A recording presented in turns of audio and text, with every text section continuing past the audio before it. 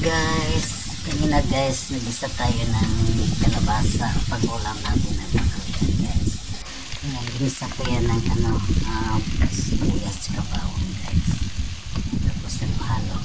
Tapos ang pangsahog natin guys, kuhaan ka ng sardinas guys. Ayan, dinipot ko na din sardinas guys.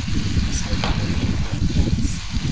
Yan lang naman guys, pag-lagisa ng kalabasa guys. Takpan konti, tapos pakuluan mo na sa ilang minuto, tapos sa ulit yan kasi tapos halo-haloin mo rin, check mo siya kung anong baluto na ba yung kalabasa.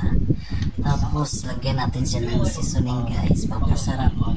Ilagay natin kuhaan kunting oyster sauce, tapos kuhaan naman dyan, tuyo naman din guys.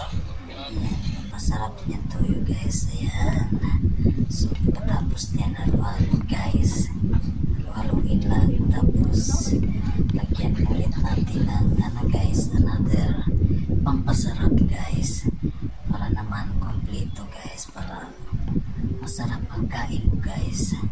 Ayan, tapos halo-haloin, tapos nilagyan ko rin yan ng konting tubig guys, para naman may sabaw-sabaw at hindi naman matuyo yung niluto natin guys. Ayan guys, luto na.